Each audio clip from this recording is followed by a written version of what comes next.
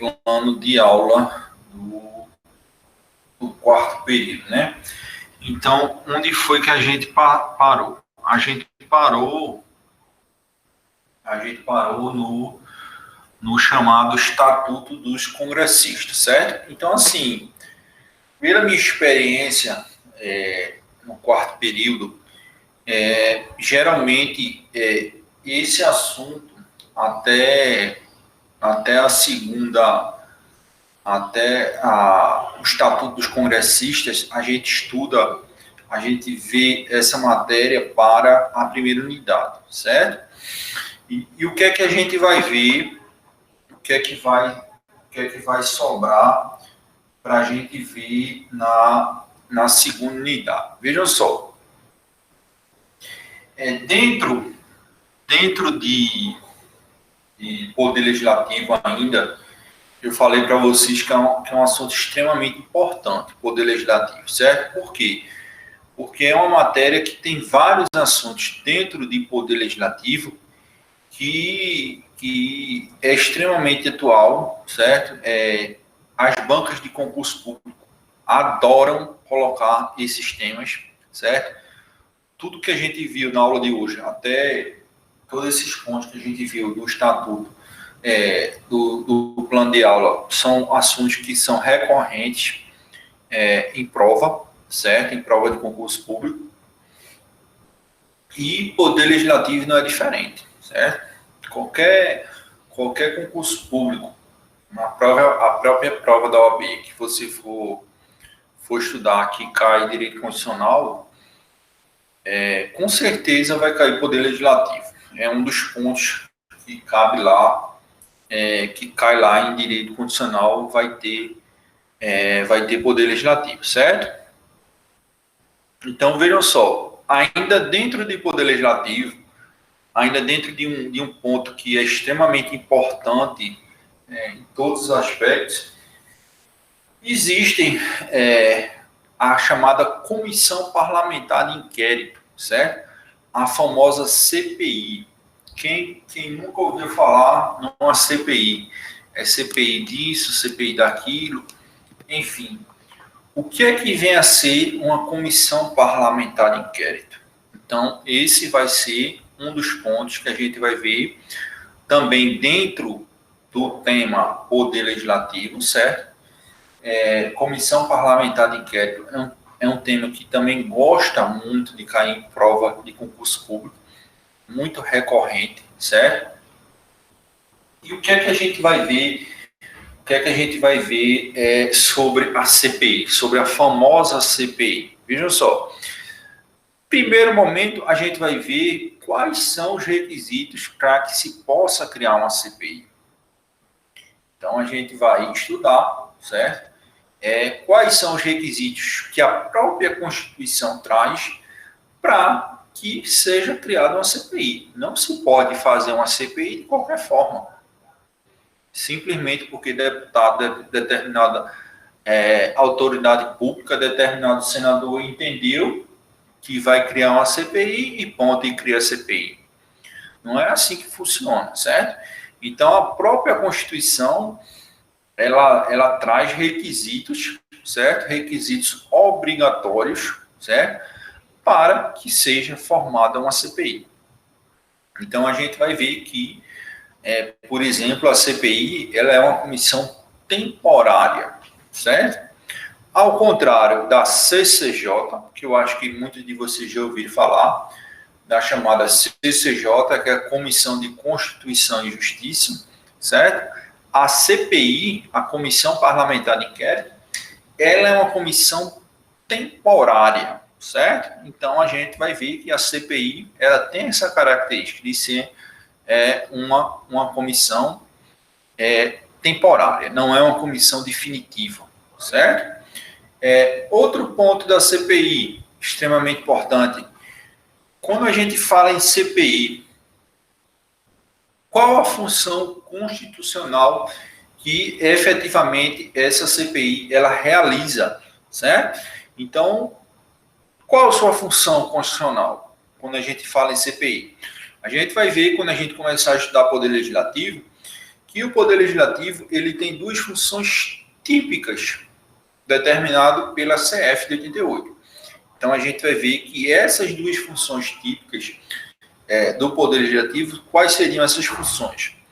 Função de legislar, certo? O que seria legislar? Seria criação de leis, criação de normas, certo? E outra função extremamente importante do Poder Legislativo, que a gente vai ver também nesse semestre, é a função fiscalizatória, certo? Fiscalizatória de quê? Fiscalizatória do dinheiro público, do patrimônio público. Então, tudo que envolve patrimônio público, verba pública, o Poder Legislativo, ele tem essa função constitucional de fiscalizar essa correta utilização do dinheiro público. Tá certo? Então, legislar é uma função típica e outra função típica do Poder Legislativo seria fiscalizar. A gente vai ver, antes, eu sempre coloco uma introduçãozinha, antes da gente começar Poder Legislativo efetivamente, eu sempre coloco um estudozinho de organização dos poderes, só para a gente situar a organização dos poderes do Estado perante a nossa Constituição, certo? E depois a gente vai localizar o Poder Legislativo dentro dessa organização dos poderes.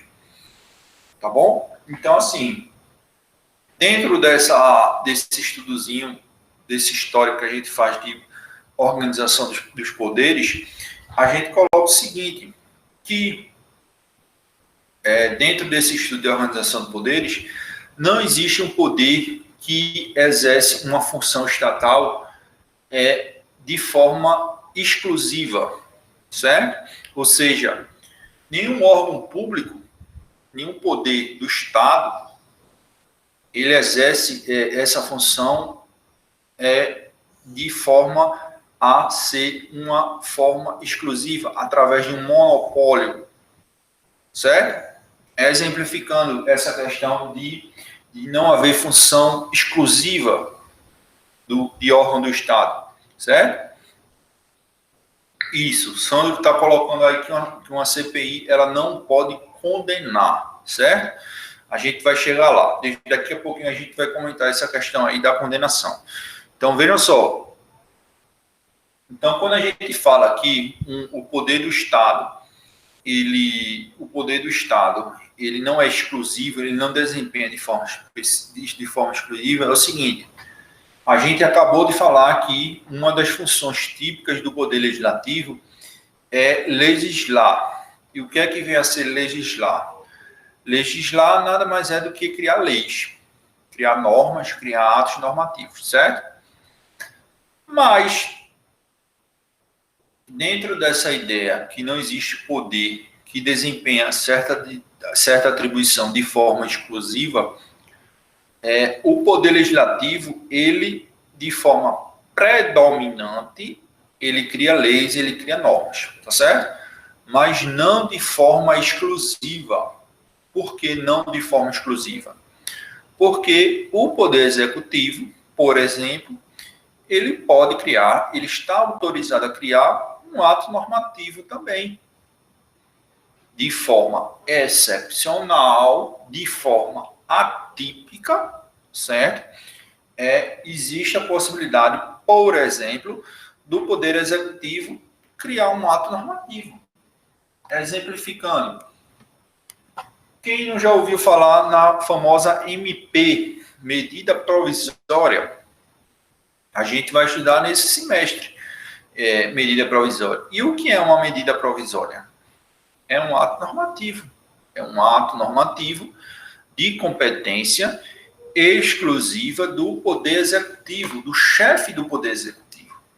Então, está aí um exemplo de que o Poder Legislativo ele desempenha essa função constitucional de forma predominante, mas não de forma exclusiva, certo? Está aí o exemplo da criação de um ato normativo chamado MP, chamado Medida Provisória, que é criado pelo chefe do Poder Executivo.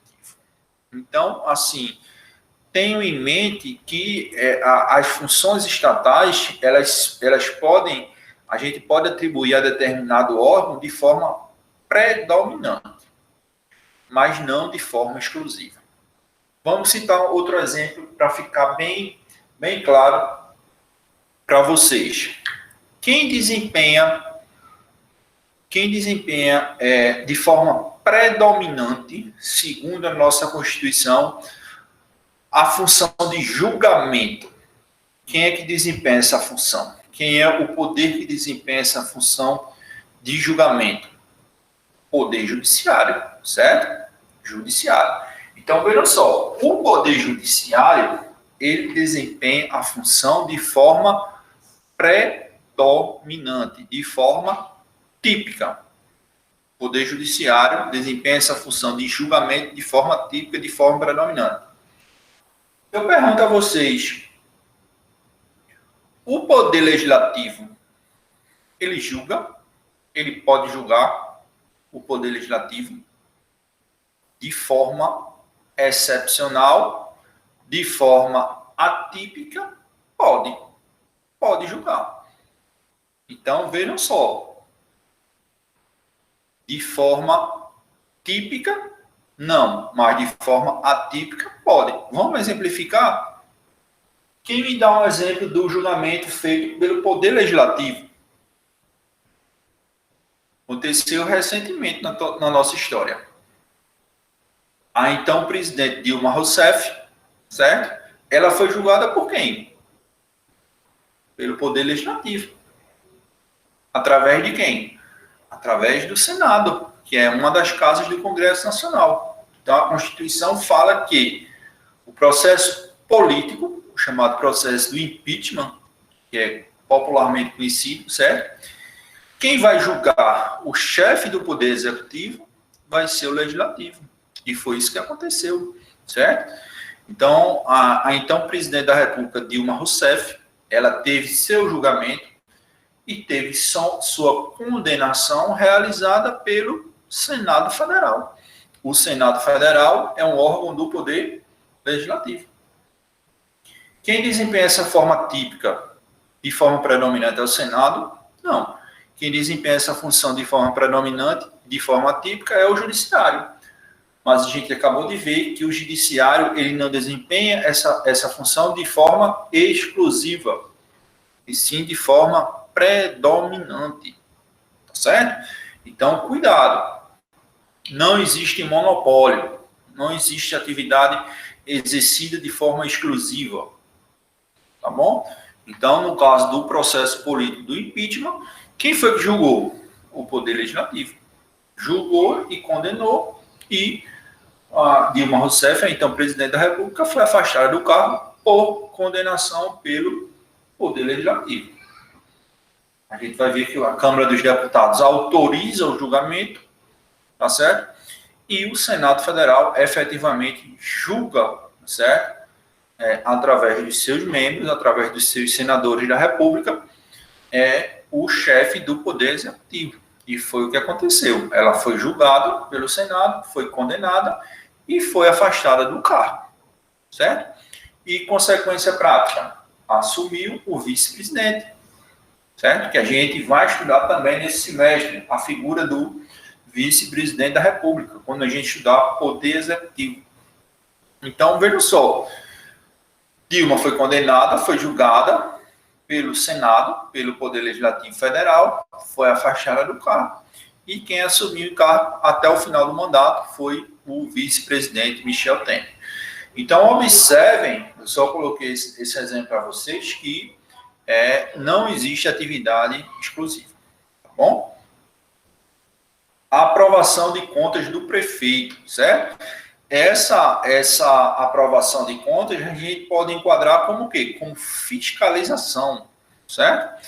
Então, o Poder Legislativo, no caso do prefeito, é o Poder Legislativo Municipal. Então, a função do Poder Legislativo Municipal é fiscalizar isso aí que você colocou, a correta utilização do dinheiro público municipal, que é feita pela Câmara dos Vereadores, certo?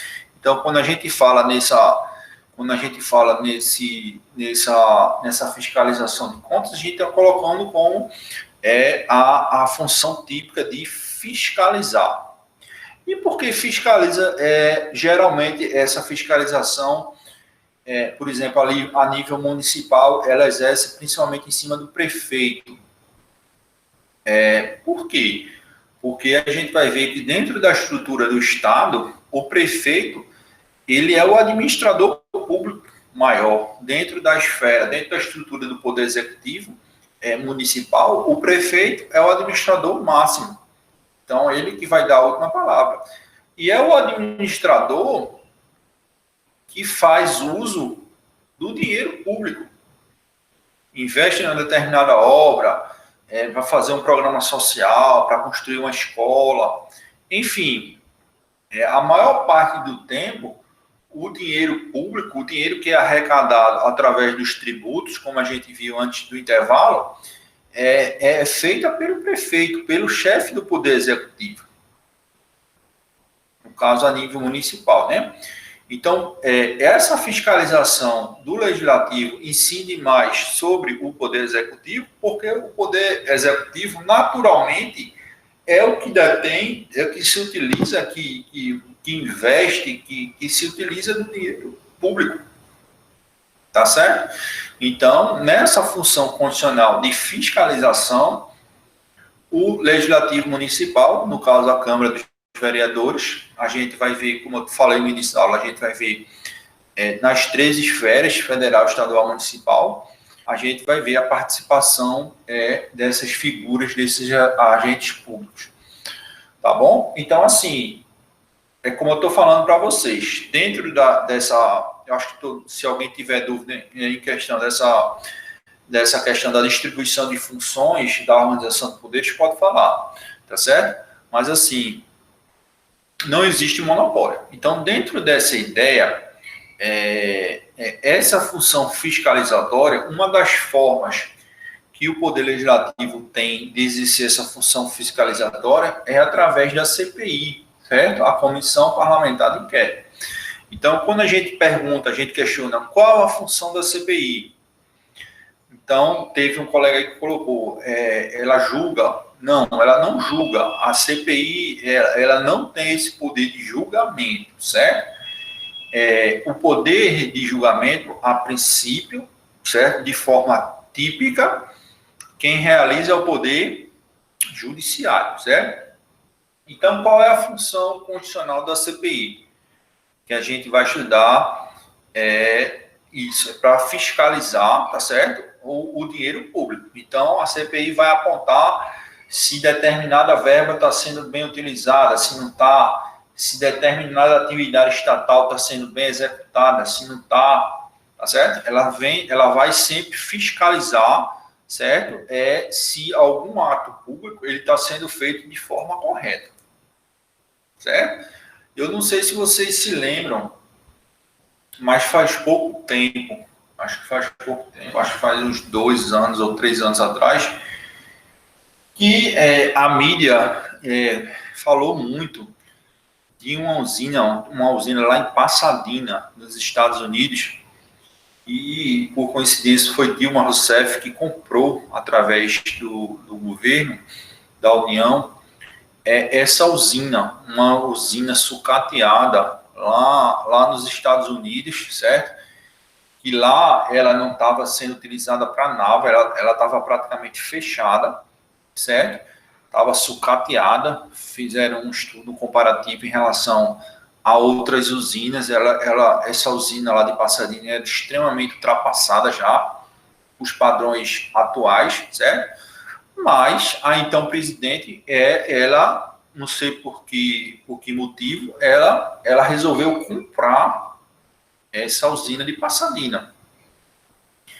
Ela comprou essa usina de Pasadena, o governo brasileiro, na verdade não foi ela, né? Quem pagou foi o Estado brasileiro, quem pagou fomos nós, o povo brasileiro que pagou essa usina lá em Pasadena, certo?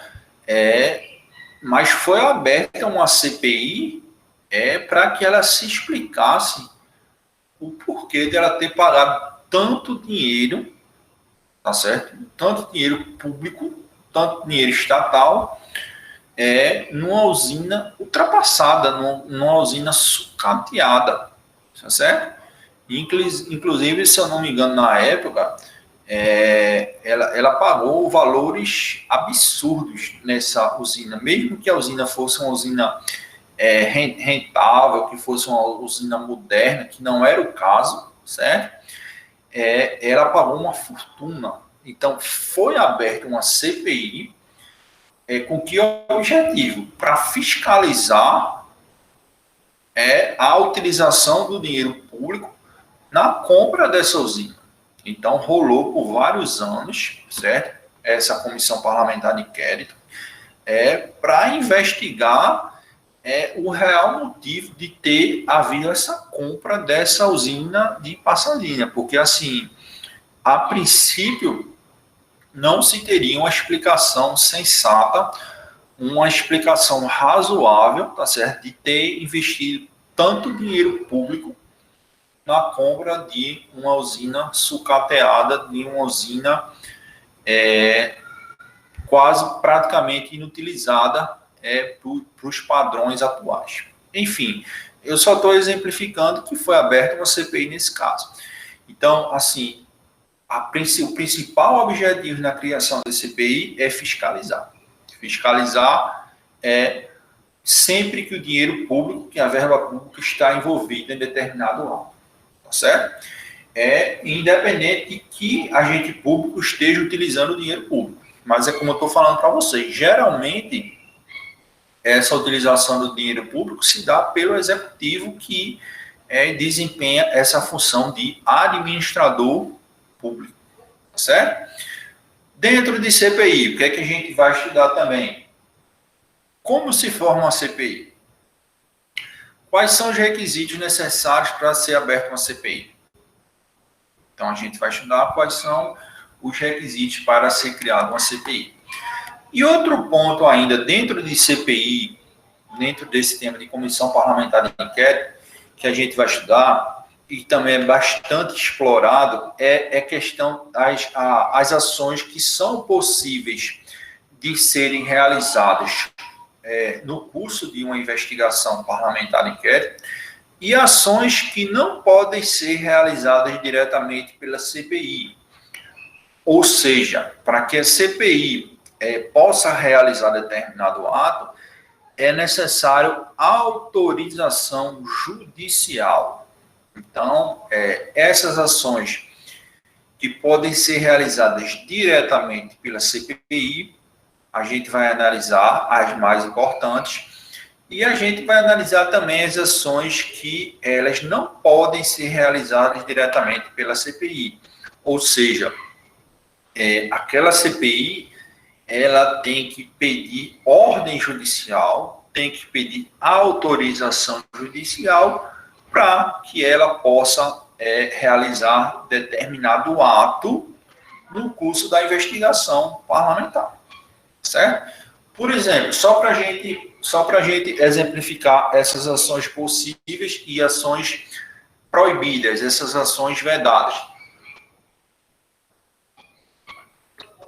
Eu acho que muitos de vocês já ouviram falar na chamada quebra de sigilo telefônico, certo? Então, quebra de sigilo telefônico. Interceptação telefônica é outra ação que pode ocorrer no curso da investigação parlamentar, que é muito comum. Então, eu pergunto a vocês, a quebra de sigilo telefônico é possível de ser realizada sem autorização judicial pela CPI no curso de uma determinada investigação? A quebra de sigilo telefônico? Pode. Então, assim, casquinha de banana, tá certo? Porque qual vai ser o X da questão? A gente tem que saber diferenciar o que é uma quebra de sigilo telefônico do que vem a ser interceptação telefônica, tá certo? Juridicamente falando, existe diferença.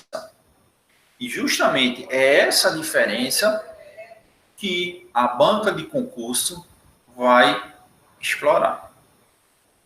Tá certo? Então, veja só, o que é quebra de sigilo telefônico? Só para a gente ter uma ideia do que é que a gente vai ver. O que vem a ser quebra de sigilo telefônico? Quebra de sigilo telefônico é a CPI fazer um ofício para uma determinada operadora de celular, por exemplo, a TIM, a Claro, a Oi, enfim, e solicitar à operadora o histórico de ligações daquele investigado em determinada data, durante um mês, durante 15 dias, durante uma semana. Para quem foi que aquele investigado ligou? Quantas vezes? Qual foi o tempo da duração? Tá certo? Então, tudo isso são informações que podem contribuir no curso da investigação parlamentar. É preciso ordem judicial para isso? Não. A CPI pode realizar diretamente, pode oficiar, certo? O senador ou o deputado responsável, ele vai fazer um ofício para a operadora, solicitando as informações, vai explicar o porquê ele está querendo aquelas informações, e a operadora, através do seu gerente, do seu superintendente lá da empresa, vai fornecer essas informações que a CPI está pedindo. Tá certo? Não precisa de ordem judicial para quebra de sigilo telefônico. Mas a gente precisa diferenciar quebra de sigilo telefônico, certo? Com interceptação telefônica. O que é interceptação telefônica? Já a interceptação telefônica é necessário ordem judicial. Certo? O que vem a ser interceptação telefônica? É o famoso grampo, que é mais conhecido como grampo, a escuta telefônica, né? Então, para que a polícia judiciária, a polícia civil, a polícia federal, ele coloque o grampo no telefone de um investigado, então é necessário que o delegado da Polícia Federal, o delegado da Polícia Civil, ele peça uma autorização ao juiz competente, explicando os motivos da instalação desse grampo, tá certo? E o Poder Judiciário vai autorizar o grampo, se for o caso. Certo? E qual é a principal característica da interceptação telefônica do grampo? Vai existir a gravação da conversa, tá certo? Que o investigado está tendo, certo? Com uma terceira pessoa, que por algum motivo vai ser benéfico para a investigação. Vai elucidar algum ponto, alguma transação ilegal, ilícita que o investigado está cometendo. Então, a interceptação tem essa característica de ser gravado, a gravação de ser gravada, aquela conversação no momento que o investigado está realizando com uma terceira pessoa, e claro que ele não sabe que aquela conversa dele está sendo gravada, né? Mas, assim, eu só coloquei esse exemplo para mostrar para vocês a importância também dessas ações possíveis e dessas ações que são proibidas de serem realizadas diretamente pela CPI. É muito explorado. Então, a gente vai ver quais são as principais ações que a CPI pode realizar sem ordem judicial e quais são as ações que necessariamente a CPI precisa de uma ordem judicial para realizar, certo? Por que precisa de uma ordem judicial? Só para a gente finalizar essa questão aí dessas ações. Qual a consequência se, por exemplo, uma CPI, ela coloca uma escuta, ela coloca um grampo no escritório, na casa do investigado, sem ordem judicial? Qual vai ser a primeira consequência dessa escuta? Não é anulação da CPI, mas anulação da investigação, tá certo? Então, veja só, aquela prova aquela prova que foi obtida através de um grampo que não foi autorizado, tá certo? É chamada de uma prova ilícita, certo? Eu acho que vocês já ouviram falar também, prova ilícita. Então, na primeira oportunidade que lá no processo criminal o advogado de defesa tiver, ele vai dizer, ô doutor, essa prova, esse grampo aqui que meu cliente ele foi objeto de investigação, ela não teve autorização judicial, não teve ordem judicial. Então, isso é uma prova ilícita. Eu quero que essa prova, essa escuta, ela seja retirada dos autos. Eu quero que essa prova seja retirada do processo. Então, se o órgão acusatório, que geralmente é muito comum, na maioria dos casos, é o Ministério Público, ele não demonstrar, ele não provar que houve uma ordem judicial para colocar aquela escuta, então provavelmente vai ser considerado realmente uma prova ilícita, tá certo? Então eu estou mostrando a vocês da importância, certo? Desse estudo da gente fazer esse comparativo, tá bom? Então a gente vai estudar essas ações possíveis e não possíveis. A gente vai ver a conclusão dos trabalhos da CPI. Quando a gente começou a conversar em relação à CPI, a gente viu que é uma comissão temporária, né? Então a gente vai ver quando se acabam os trabalhos da CPI e o que é que acontece. E o que é que acontece quando terminam os trabalhos da CPI. Tá bom? Então vamos lá, vamos continuar o nosso plano de aula de hoje.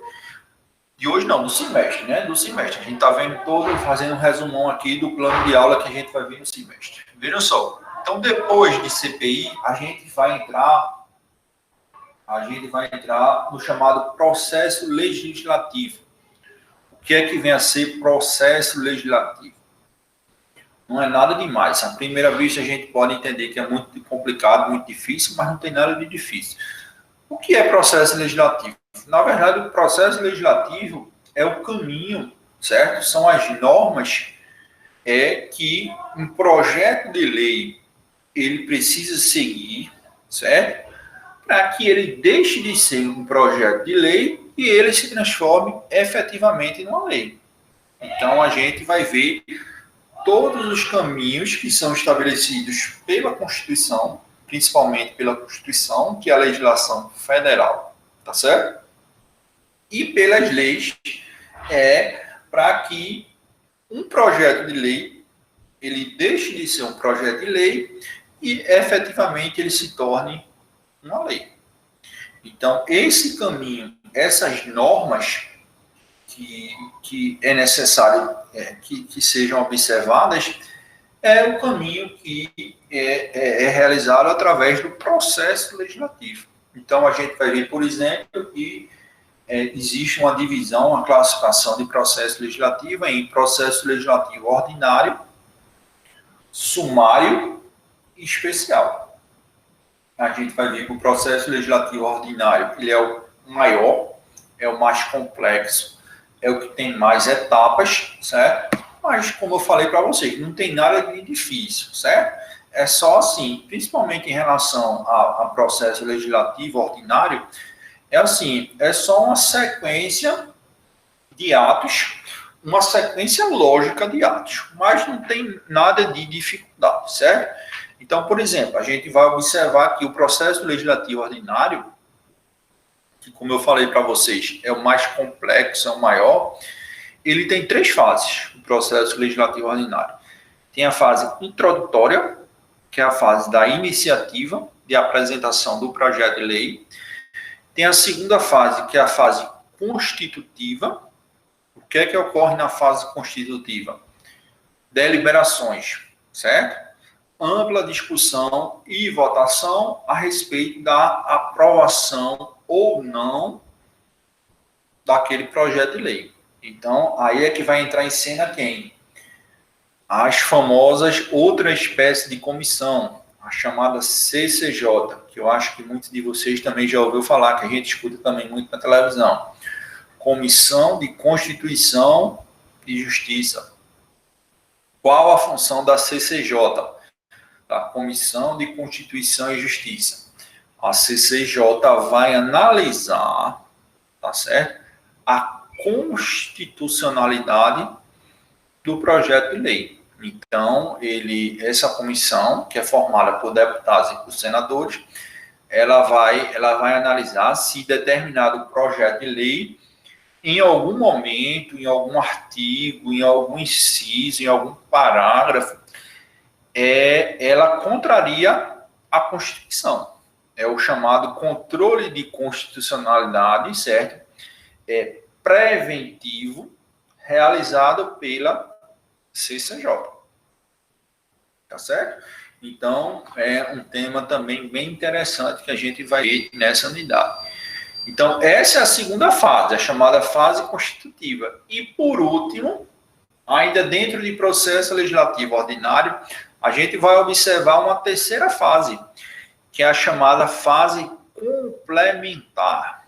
O que é a fase complementar do processo legislativo ordinário? 2 atos acontecem na fase complementar, ou na terceira fase do processo legislativo ordinário. A promulgação da lei e a publicação. Então, na fase do processo legislativo ordinário, na terceira fase, existem 2 atos. Promulgação da lei, publicação da lei. Então, a gente vai ver qual a razão da existência da promulgação da lei e qual a existência da publicação da lei. Tá bom?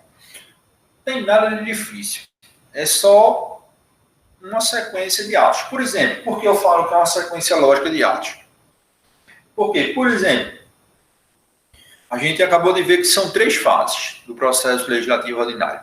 É possível que o processo legislativo ordinário ele não chegue à terceira fase?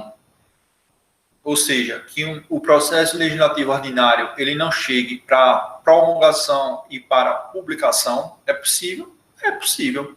Por que é possível? Porque se na segunda fase o projeto de lei não for aprovado, para que todo projeto de lei ele seja aprovado, a gente vai ver que necessariamente ele tem que ser aprovado na Câmara e tem que ser aprovado aonde? No Senado. Então vamos dizer que a Câmara é isso. Também, Lucas colocou aí outro ponto, outro exemplo. A gente acabou de falar na CCJ. A gente não acabou de falar na CCJ, que exerce controle de condicionalidade na segunda fase. Se a CCJ dizer, não, esse projeto de lei ele é inconstitucional, certo? Ele, por exemplo, ele é uma lei penal, uma legislação penal que ele está colocando que vai poder haver pena de morte no Brasil agora. Então, a CCJ, que vai cuidar, que vai observar a constitucionalidade daquele projeto de lei, nesse exemplo que a gente está dando, vai dizer, não, a nossa Constituição, lá no artigo 5º, diz que, de forma geral, não pode haver pena de morte. Existem alguns casos excepcionais, casos de guerra declarada, enfim. Mas, em regra, não pode haver pena de morte. E esse projeto de lei aqui está colocando uma pena de morte, sei lá, para um homicídio qualificado aí. Então, o que é que vai acontecer? A CCJ vai dizer, eu não aprovo, não, esse projeto de lei. Esse projeto de lei está barrado. Então, nesse caso, num projeto de lei que a CCJ não aprova, ele não vai nem para a terceira fase. Ele vai ser arquivado, ele vai morrer na segunda fase. Então, só vai haver a terceira fase do processo legislativo caso o projeto de lei seja aprovado na segunda. Logicamente. Então, assim, por isso que eu digo a vocês, é difícil o processo legislativo? Não tem dificuldade nenhuma, certo? Mas é uma sequência lógica. A gente só vai chegar na terceira fase se o projeto de lei passar pela segunda. só vai ter a segunda fase se houver a apresentação de um projeto de lei. Que a gente vai ver que na primeira fase, na fase introdutória, existe a chamada iniciativa de lei, certo? Então, a gente está vendo que são cadeias, que são sequências lógicas, mas nada de difícil, tá certo? Aí a gente vai ver que existe uma classificação doutrinária que classifica o processo legislativo em ordinário, sumário e especial. Aí a gente vai ver o que é que diferencia o processo legislativo ordinário do sumário e do especial. Certo? Isso dentro ainda de processo legislativo, tá bom? Além de processo legislativo, para a gente finalizar a questão, tudo isso aí que a gente está vendo, CPI, processo legislativo ordinário, a gente está vendo dentro de poder legislativo, certo? E qual seria o último ponto dentro de poder legislativo que a gente vai abordar? As espécies normativas. Então, a gente vai fazer uma análise, certo? Por exemplo, de uma PEC.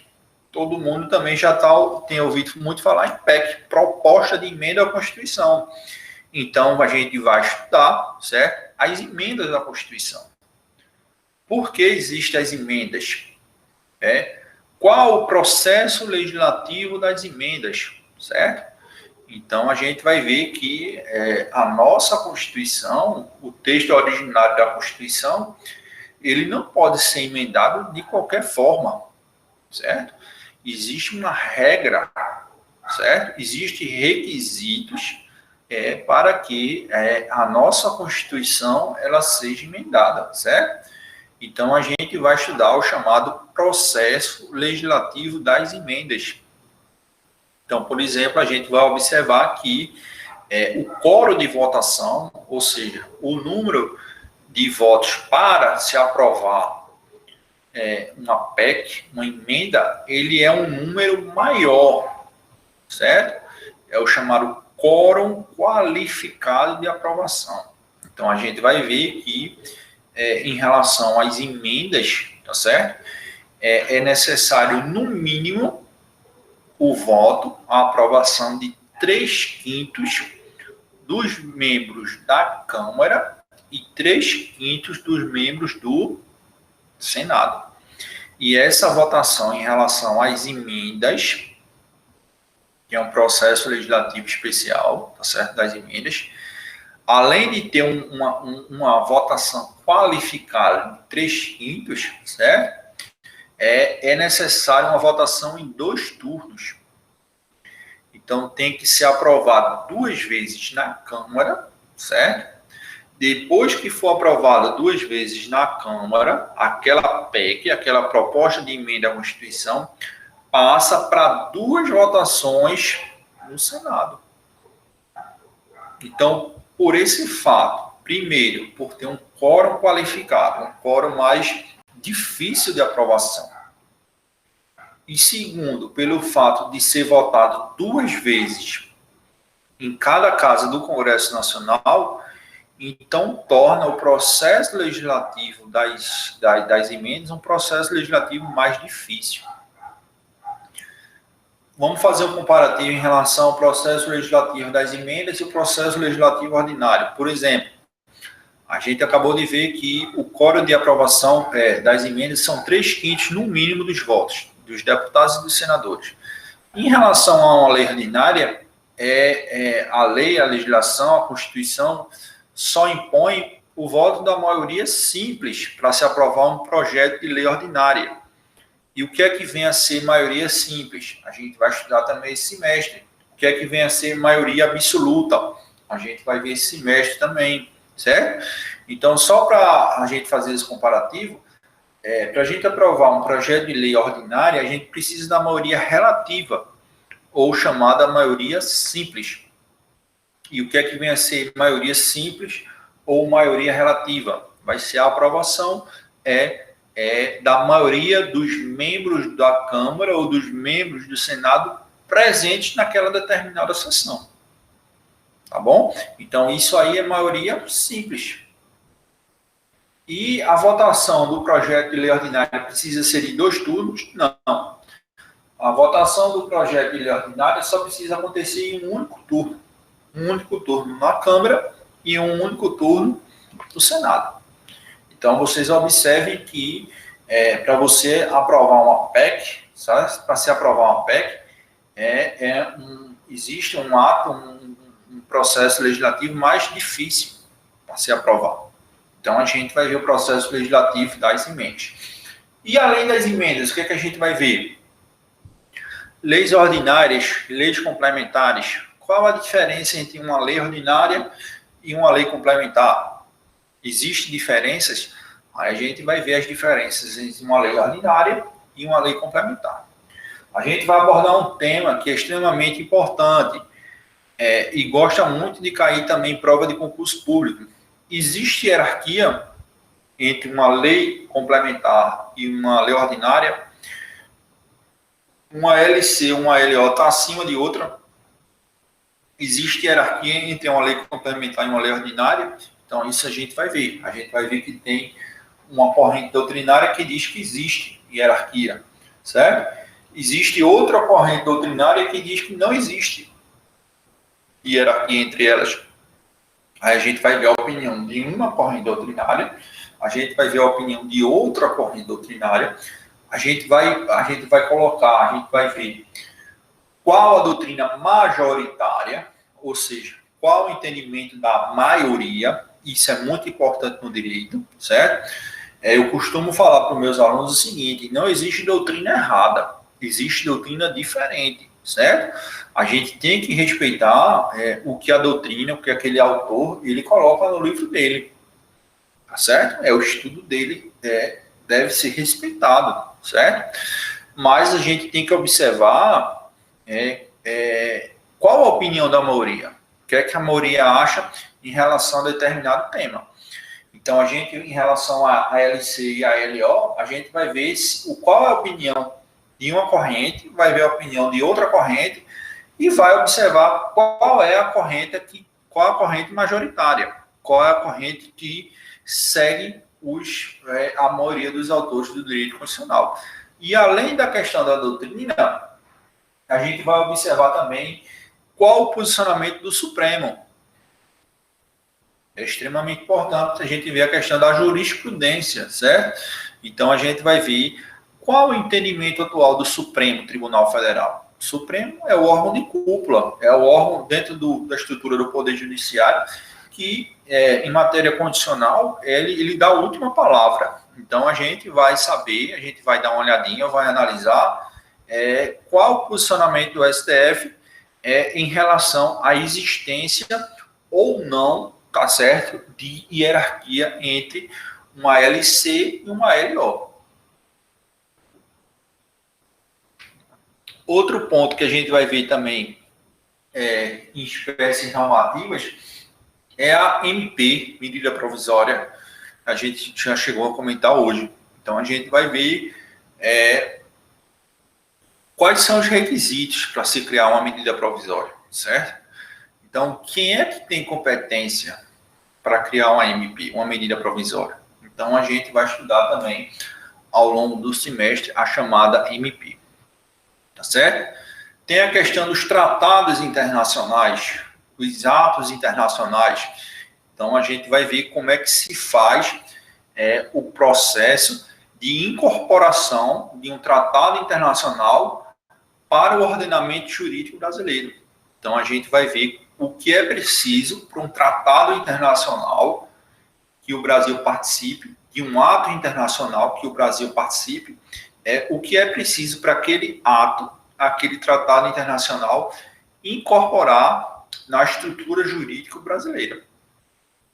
Um exemplo bem conhecido que eu acredito que todo mundo já ouviu falar, no chamado Pacto de São José da Costa Rica, certo? Esse pacto, que é extremamente conhecido mundialmente, certo? Ele foi incorporado ao nosso ordenamento jurídico. Então, a gente vai fazer essa análise da incorporação dos tratados de uma forma geral e vai analisar também o Pacto de São José da Costa Rica.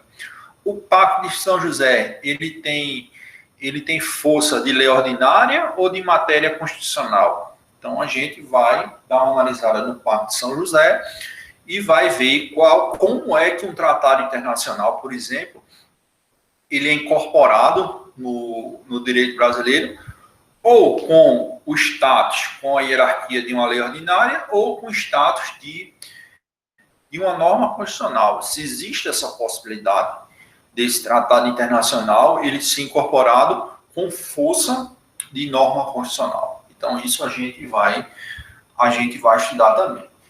Outro ponto que a gente vai ver em relação nesse semestre, tribunais de contas, certo?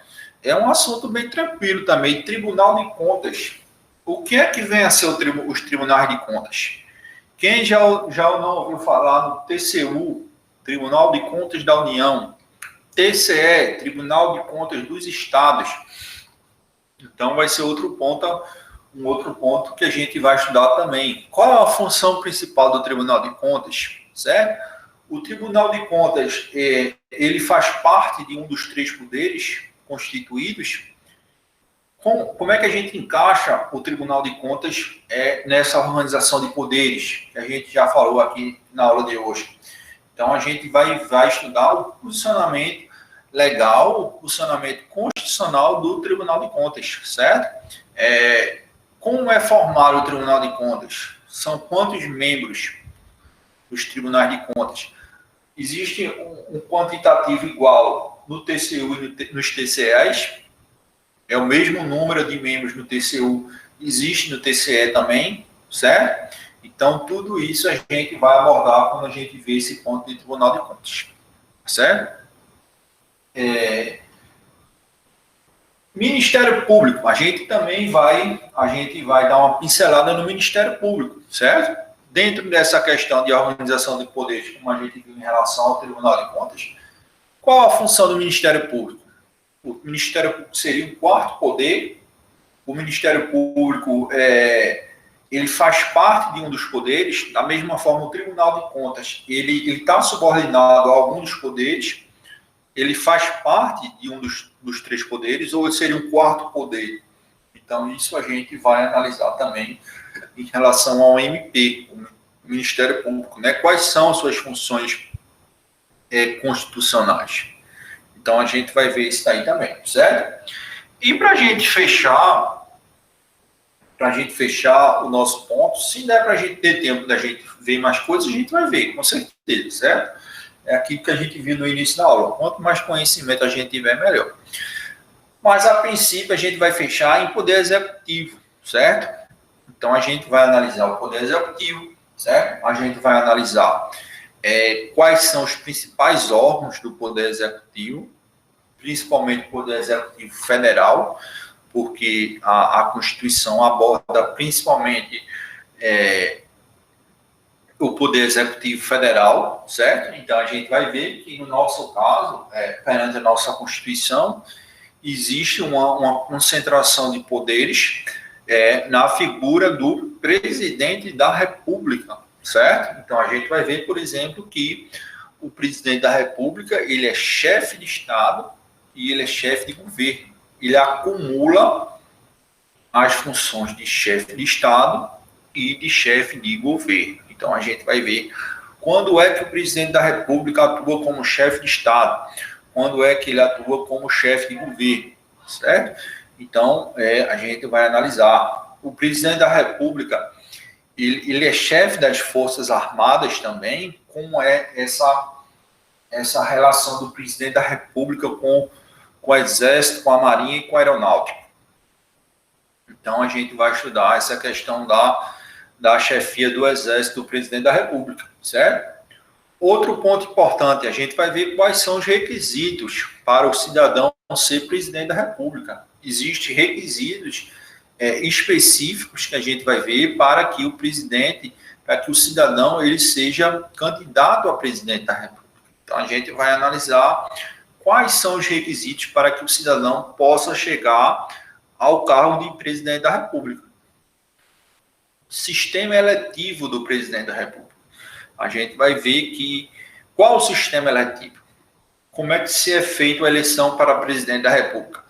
da mesma forma que é feita para deputado, da mesma forma que é feito para senador da República, como a gente viu antes do intervalo, como é feito esse sistema eletivo de presidente da República. Então, a gente vai abordar o sistema eletivo para a presidência da República, tá certo? Outro ponto importante que a gente vai ver em relação à presidência da República é a vacância do cargo. A vacância e o impedimento para o cargo de presidente da República. O que é que vem a ser a vacância e impedimento? Aí a gente vai ver que, na verdade, a vacância e o impedimento são afastamentos do cargo do presidente da República. Tá certo? Então, a gente vai observar que, pela importância do cargo, era necessário que a Constituição tivesse um plano B, certo? Para que, em situações excepcionais, o cargo não ficasse vago. A gente viu que, segundo a nossa Constituição, ele exerce várias atribuições. Se você pegar o artigo 61 na Constituição, existem as atribuições do presidente da República. Se você pegar o artigo 84 da Constituição, existem várias atribuições do presidente da República. Então, assim, é um cargo de extrema importância. Só que acontece que esse cargo de extrema importância para a estrutura do Estado, ele é ocupado por um ser humano, certo? Esse ser humano, ele está sujeito ao quê? A adoecer, a ficar doente. Ele está sujeito a precisar fazer uma cirurgia e ser afastado do cargo. Ele pode vir a falecer, como já aconteceu na nossa história. Tá certo? No passado, existia um presidente da República chamado Tancredo Neves, certo? Após o período de ditadura militar, que ele foi eleito pelo povo. Só que logo depois que ele foi eleito pelo povo, em eleições democráticas, certo? Ele adoeceu, certo? Ele adoeceu, a princípio não era nada grave, não teve muita divulgação do que aconteceu com Tancredo Neves, mas ele adoeceu. Eu me lembro que ele foi levado para o hospital. As primeiras notícias lá no hospital diziam que não era nada grave, repetiram essa informação que não era nada grave. Eu sei que foi se agravando, no decorrer dos dias foi se agravando, o estado de saúde dele, e infelizmente ele veio a falecer. E aí? Se não existisse um plano B para assumir a presidente da República, o que é que ia acontecer? O país ia ficar sem presidente, ia ficar o cargo vago, certo? Então, assim, era necessário, pela importância do cargo, que houvesse uma normatização para a substituição do cargo de presidente da República. E a gente vai estudar justamente isso, os casos de vacância do cargo, certo?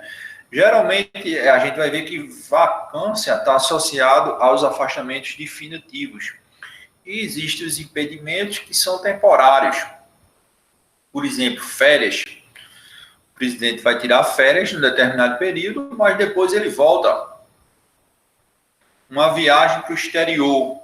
Ele vai passar, 3 dias no exterior, certo? Mas, teoricamente, ele vai passar os 3 dias e ele vai voltar, certo? Então, são afastamentos temporários. Existem os afastamentos temporários e existem os afastamentos definitivos, tá bom? Então, a gente vai estudar esse regramento da sucessão, da chamada ordem sucessória ao cargo de presidente da República. A gente vai ver quais são as autoridades públicas que podem assumir, numa eventual substituição, o presidente da República. A gente vai ver quais são esses agentes públicos, esses agentes políticos que eventualmente podem vir a substituir e assumir a presidência da República. Tá certo? E também a gente vai ver a figura do vice-presidente da República. que muita gente não dá valor, que muita gente deixa mais ou menos em esquecimento. O vice-presidente é só uma figura decorativa. Isso é muito comum, muito natural que o pessoal pense e tal. Mas, assim, se a gente pegar a nossa história bem recente, o vice-presidente da República, ele tem muita atuação. Ele teve, ao longo da história recente, ele teve muitas atuações. Então, a gente falando Tancredo Neves, agora, quem assumiu com a morte dele foi o vice-presidente. O então vice-presidente José Sarney, certo? Então, assumiu o vice-presidente José Sarney. Teve aí, no passado também, o afastamento do presidente Fernando Collor de Mello. Quem assumiu com o impeachment de Fernando Collor? O vice-presidente Itamar Franco, certo? Mais recentemente, teve o afastamento que a gente já comentou aqui hoje, de Dilma Rousseff, a então presidente da República. Quem assumiu? O vice-presidente, o então vice-presidente Michel Temer. Então, assim, a gente vai dar uma analisada também nesse cargo, que também é de extrema importância dentro da esfera do Poder Executivo, certo? Então, a gente vai ver quais são as atribuições do vice-presidente da República, como é que ele chega ao cargo de vice-presidente da República, certo? E a gente vai ver os ministérios, que são órgãos da administração superior federal, os ministros de Estado, como é que os ministros de Estado chegam ao poder, tá certo? A ser ministro de Estado. Então, a gente vai ver tudo isso dentro de Poder Executivo, tá certo? Então, assim, caso tenha tempo, da gente ter mais tempo, da gente ultrapassar esses pontos que a gente viu hoje, a gente vai ver, tá certo? É só uma questão aí de dar tempo ou não, certo? Para a gente ver além desses pontos que a gente viu hoje. Mas se der tempo, a gente vai ver. Quanto mais conteúdo, quanto mais assunto a gente vê, melhor, tá certo? Mas a princípio seria esses assuntos que a gente vai abordar nesse semestre, tá bom? Então, vejam só. Esses são os pontos que a gente vai ver. As provas, a gente já conversou mais ou menos como é que vai ser o sistema de provas da gente, tá certo?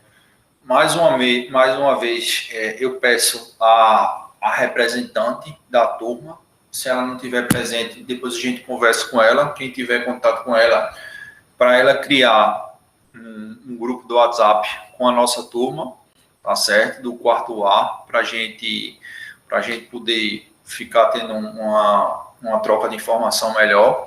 Aí a gente tanto se comunica aqui pelo Google Sala de Aula, como também pelo grupo que ela vai formar, tá bom?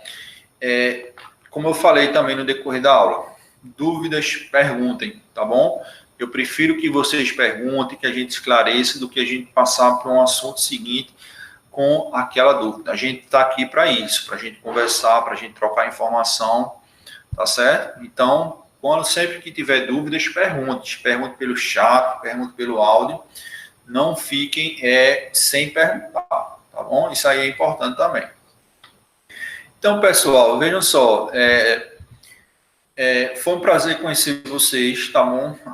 Apesar de ser só através do computador, do celular, infelizmente essa pandemia aí colocou isso, né?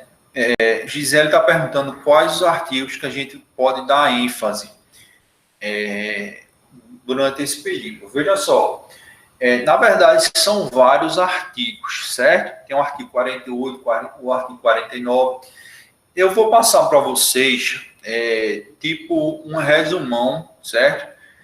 Dos principais artigos que a gente vai ver esse semestre. Aí vocês me cobrem, tá certo?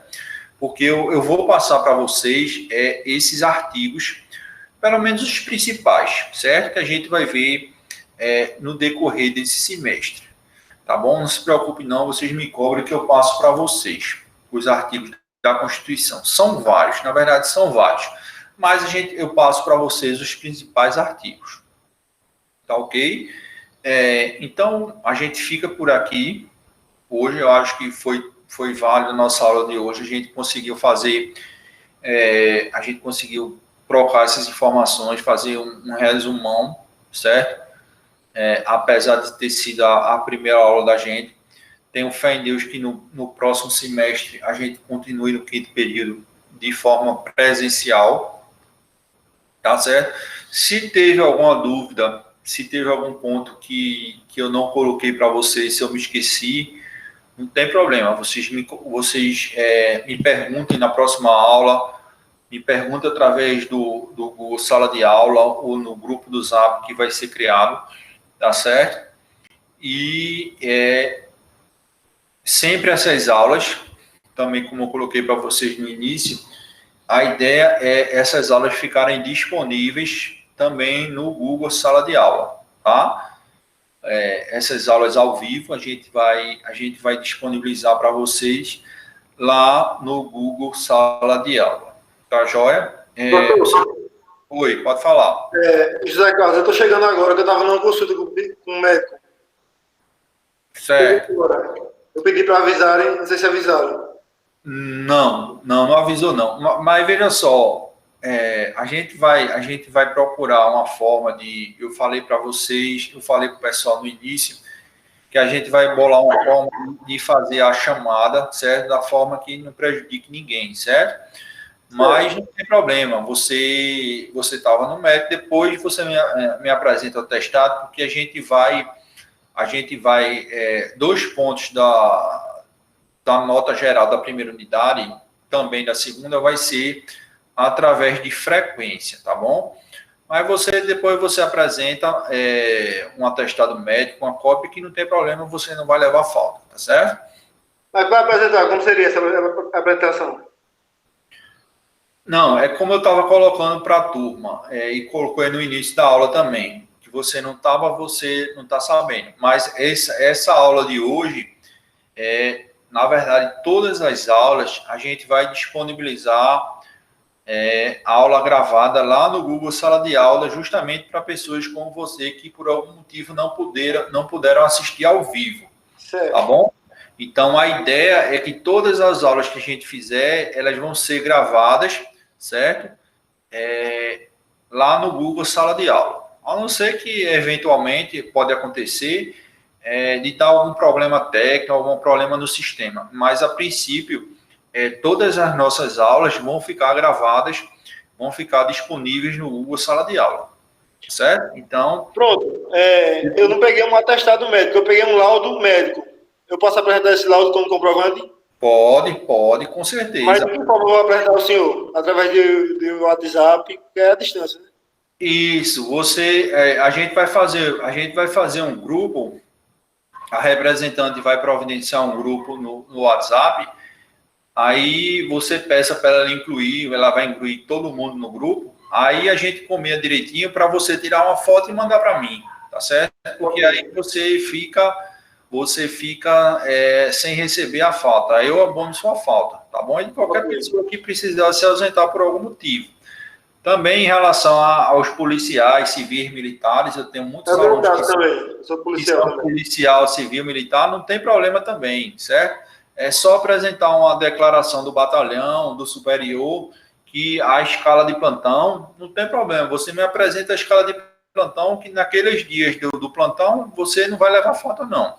Tá certo? Então, pode ficar tranquilo que a gente resolve essa questão também. Tá ok? Então, a gente vai se falando, tá certo? Então, obrigado aí pela participação de vocês.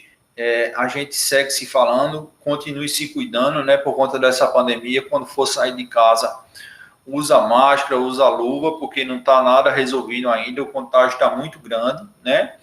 E vamos continuar se cuidando, tá bom?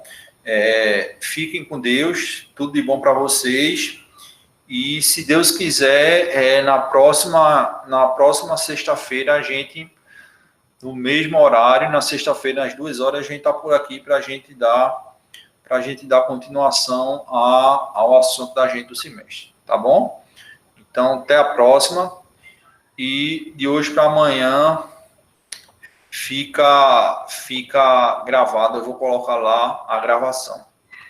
Beleza? Fique com Deus e até a próxima.